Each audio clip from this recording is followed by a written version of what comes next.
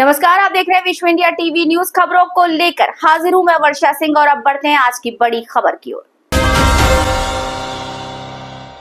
कौन है अंतर्राष्ट्रीय तस्कर ताशी शेरपा? 4 देशों का वांटेड चीनी तस्कर शेरपा कैसे पकड़ाया? तिब्बत से ऑर्डर देकर एमपी में बाघों का शिकार करता था, दार्जिलिंग में मिला था। बताते हुए एमपीएसटीएसएफ स्टेट टाइगर स्ट्राइक फोर्स के एक अधिकारी रोमांचित हो जाते हैं।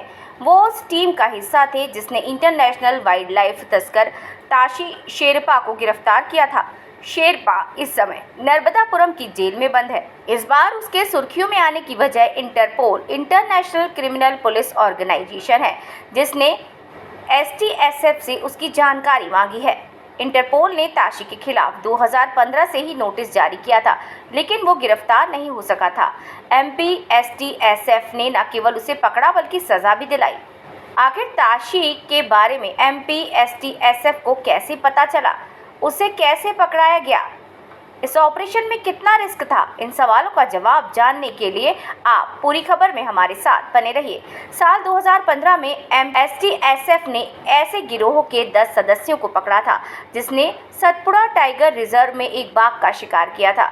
ये गिरोह उस समय पकड़ा गया जब वो एक बाघ का शिकार करने टाइगर रिजर्व में दाखिल हुआ था। वहाँ के महावतों ने उसे देखा और एसटीएसएफ को सूचना दी। गिरोह से पूछताछ में पता चला कि इन्होंने बाघ के अंगों को इटारसी के शेख यूनुस को बेचा है। शेख यूनुस ने अंतर्राष्ट्रीय तस्कर ताशी शेरपा को इटारसी बुलाया था। एसटीएसएफ को पहली बार ताशी शेरपा के बारे में पता चला था। मोबाइल टावर की लोकेशन के आधार पर एसटीएसएफ ने ये भी साबित किया कि दोनों के बीच इस सौदे को लेकर कई दौर की बातचीत हुई थी। एसटीएसएफ ने इस पूरे केस में 36 लोगों को आरोपी बनाया। छिंदवाड़ा, बैतूल, नर्मदापुरम समेत अन्य जिलों से 27 लोगों को गिरफ्तार किया था, मगर गिरोह के मास्टरमाइंड जेई तमांग और ताशी शेरपा समेत 7 लोग फरार हो गए। 9 साल बाद दार्जिलिंग में मिला सुराग। एमपीएसटीएसएफ प्रभारी रितेश सिरोठिया बताते हैं कि 2015 में ही इंटरपोल में तमांग और ताशी के खिलाफ नोटिस जारी किया। उसे पकड़ने के लिए Interpol, wildlife crime control से लेकर कई देशों की एजेंसियों से एसटीएसएफ की बातचीत होती रही। इंटरपोल और इंटरनेशनल एजेंसियों की मदद से ये पता चल गया था कि ये दार्जिलिंग के रास्ते नेपाल और भूटान आना जाना करता था। इसके बाद हमने भूटान और नेपाल की एजेंसियों से संपर्क किया। एसटीएसएफ की टीम कम से कम 1 दर्जन बार उस इलाके में गई।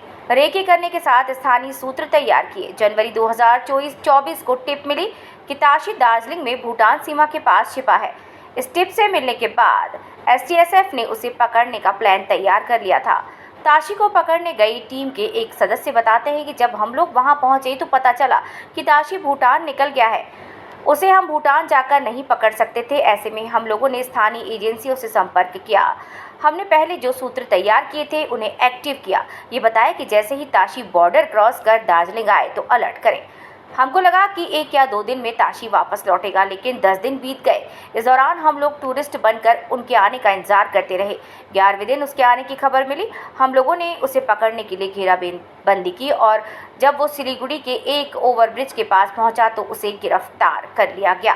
खबरों के सिलसिले को अब देते हैं विराम। कल फिर मुलाकात होगी नई ताजा तरीन खबरों के साथ, लेकिन आप तब तक देखते रहिए विश्व इंडिया टीवी न्यूज। अब सुनेगा भारत।